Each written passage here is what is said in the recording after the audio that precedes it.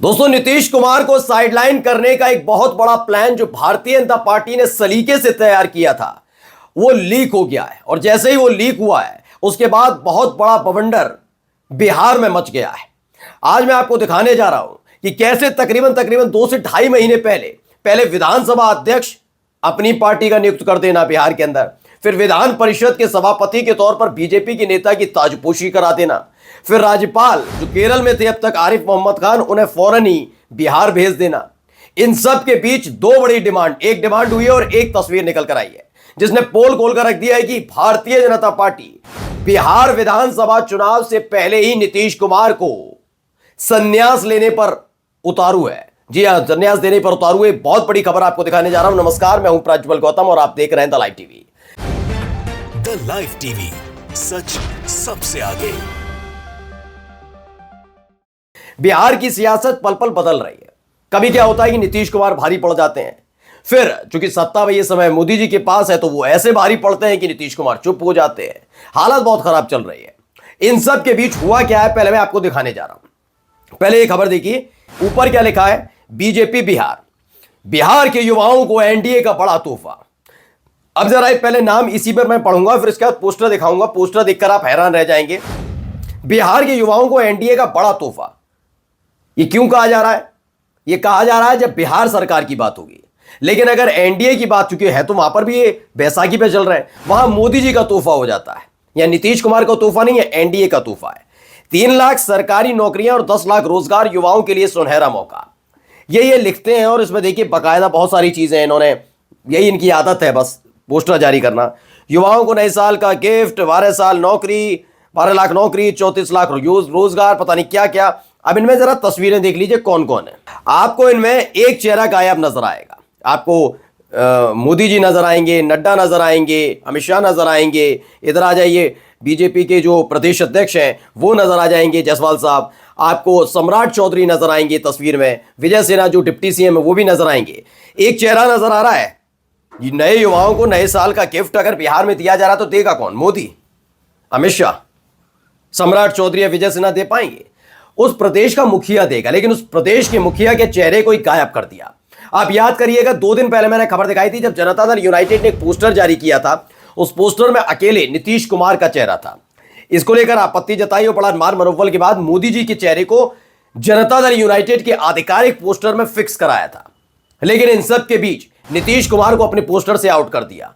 यह भी आप कह सकते हैं बीजेपी का पोस्टर है। तो मैंने बताया ना, जनता दल यूनाइटेड का वो पोस्टर था जिसमें मोदी जी नजर आ रहे थे। यानी जेडीयू तो अपने गठबंधन धर्म का पालन करे, लेकिन बीजेपी कैसे नीतीश कुमार को आउट करने का प्लान बना रही है ये अब खुलकर सामने आने लगा है। खुलकर ये कर रहे हैं काम। अब इसको लेकर अलग अलग प्रतिक्रियाएं सामने आई। नीतीश कुमार नहीं दिख रहे हैं। हर कोई ये पूछ रहा है कि भैया ये बताइए नीतीश कुमार नहीं दिख रहे हैं। नीचे लिखा, वादा पूरे करने में जुटी है एनडीए सरकार, लेकिन नीतीश कुमार नजर नहीं आती। एनडीए सरकार का मुखिया बिहार के अंदर कौन है ये साबित करना होगा। यानी इनमें से किस चेहरे को मुख्यमंत्री बनाने जा रही है बीजेपी, आप समझ सकते हैं। नीतीश कुमार का डर जो था वो ऐसे ही नहीं था हवा में। वो जानते थे कि बिहार में जो वही होगा जो महाराष्ट्र में कर चुके हैं। इसीलिए वो पूरी तरह से नीतीश कुमार न केवल तेजस्वी यादव से मीटिंग कर चुके हैं, बल्कि तेजस्वी यादव के साथ डील भी हो चुकी है। उनकी मुख्यमंत्री पद की कुर्सी को इंडिया गठबंधन में कोई खतरा नहीं है, ये नीतीश कुमार जानते हैं। यहां रहेंगे तो अगले साल आप देखिएगा, अगर बहुमत मिल गया तो यकीन मानकर चलिए नीतीश मुख्यमंत्री नहीं बन पाएंगे। जान गए नीतीश कुमार। अब धर्मेंद्र सिंह पटेल हैं, वो भी लिखते हैं, सुनो में बीजेपी बिहार वालों, नीतीश कुमार का क्रेडिट लेने की कोशिश करोगे तो तेल लेने चले जाओगे। रोजगार देना ही है तो उत्तर प्रदेश में दो, जहां का युवा सरकारी नौकरी बिहार में खोज रहा है। दरअसल एक खबर अभी 1.5 साल पहले भी आई थी, जब तेजस्वी यादव उप मुख्यमंत्री हुआ करते थे। तब उत्तर प्रदेश बिहार के एक प्रवक्ता, उत्तर प्रदेश के बीजेपी के एक प्रवक्ता हैं, उनकी बेटी की नौकरी बिहार में लगी थी। ये उस दौर की बात बता रहा हूं। ये पिछले बार जब तेजस्वी यादव डिप्टी सीएम थे तब बड़ी किरकिरी हुई थी। तब वो प्रवक्ता महोदय सामने आए थे, उन्होंने कहा मेरी बेटी ने मेहनत की, मेरी बेटी ने ये किया। अगर इतनी मेहनत की है तो योगी आदित्यनाथ क्यों नहीं नौकरी लग पा रहे? यहां तो रोजगार में के नाम पर लाठियां बाजी जा रही हैं, और जहां नौकरियां मिल रही हैं वो कह रहे हैं अपनी पीठ थपथपा रहे हैं। मोदी जी ने दे दी, योगी आदित्यनाथ शाह ने दे दी, सम्राट चौधरी दे देंगे, खुद अभी बेरोजगार होने की नौबत आ गई है इनकी। तो साफ साफ अब चुनौती दी जा रही है। अब एक खबर जरा देखिए, खबर क्या है, ईटीवी बिहार की है, भारत बिहार की है। क्या है, जिंदा रहते भारत रत्न क्यों, अजीत शर्मा का दावा, सीएम पद से नीतीश कुमार को हटाना चाहती है बीजेपी। अब आप कहेंगे भारत रत्न, जी हां, दरअसल खबर आई कि गिरिराज सिंह जो अभी तो हिंदू स्वाभिमान यात्रा निकाल रहे थे और नीतीश कुमार समेत उनके तमाम मंत्री उन पर टूट पड़े थे, सीधे सीधे गिरिराज सिंह को जेल भेजने तक की धमकी दी जा रही थी। उधर गिरिराज सिंह कट्टर हिंदूवादी नेता बताते हुए अपने आप को उभारने की कोशिश कर रहे थे। तो वही गिरिराज सिंह जो है इन दिनों अब कह रहे हैं भारत रत्न दिया जाना चाहिए। मैंने एक दिन पहले भी खबर दिखाई थी, दरअसल उनके पीछे काफी मंशा है। पहले हिंदू स्वाभिमान यात्रा निकालकर उन्होंने कहा कि अगले साल बिहार में चुनाव होते हैं और गलती से बीजेपी को बहुमत मिल गया, मतलब बीजेपी को साथियों के साथ, अकेले तो मिलेगा नहीं लेकिन साथियों के साथ मिल गया, तो महाराष्ट्र वाली तर्ज पर एक चेहरा होना चाहिए बीजेपी के पास। इसलिए गिरिराज सिंह लगातार वो कर रहे हैं जिससे वो मोदी शाह की नजर में आ सके। पहले हिंदू स्वाभिमान यात्रा निकालना, वहां फजीयत हुई तो बात अलग है, लेकिन नजरों में चढ़े।